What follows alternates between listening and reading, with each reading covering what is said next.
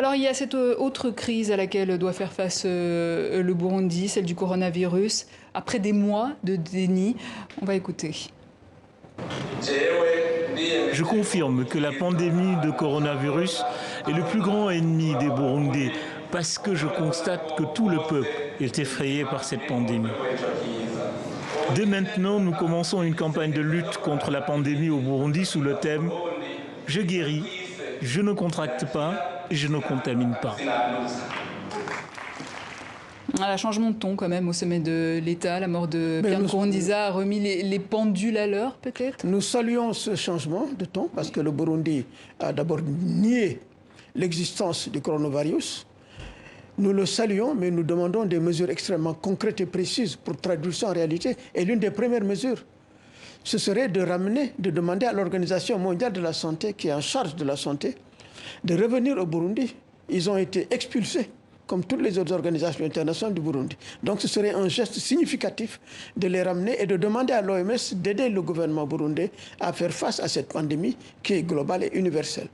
Avec plus de transparence également, sans doute. Avec évidemment plus de transparence et de ramener donc toutes les organisations internationales qui ont été enlevées de Burundi et surtout de faire en sorte que la commission d'enquête internationale qui a été nommée par le Conseil des droits de l'homme puisse aller sur le territoire burundais, écouter les autorités burundaises sur leur vue sur la situation des droits de l'homme, écouter la population burundaise et ses représentants et pouvoir faire un rapport global sur la situation. Donc, nous sommes dans une situation d'observation critique, de vigilance et d'attente. Est-ce que Bujumbura ou les autorités vous ont répondu jusqu'à présent ?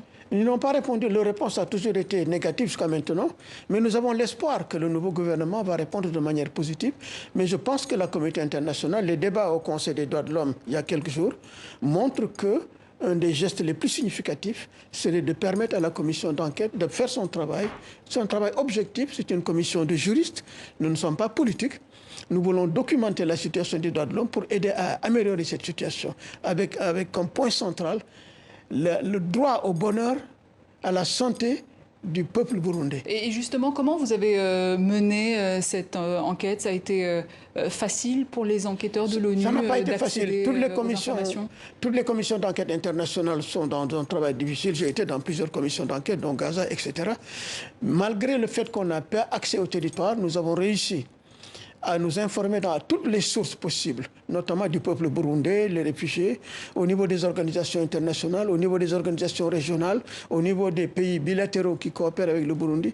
Et nous avons recoupé toutes ces informations. Et nos rapports sont des documents extrêmement sérieux et précis.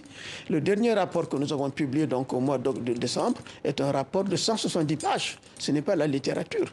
Et donc nous allons continuer à faire ce travail d'enquête objectif, documenté, et ensuite identifier les responsabilités de ces violations des droits de l'homme et soumettre à la communauté internationale des recommandations extrêmement précises. Mais il est extrêmement important que la communauté internationale garde en tête la profondeur historique de la crise burundaise et sache que le changement de situation, d'observation, doit tenir compte des intérêts fondamentaux du peuple burundais dans la longue durée. Et donc, il faut que ce message-là soit perçu par le nouveau gouvernement. Et on suivra tout cela avec beaucoup d'attention sur TV5 Monde. Doudou Diène, merci. Je rappelle que vous êtes président de la commission de l'ONU chargée d'enquêter sur les graves violations des droits humains commises au Burundi.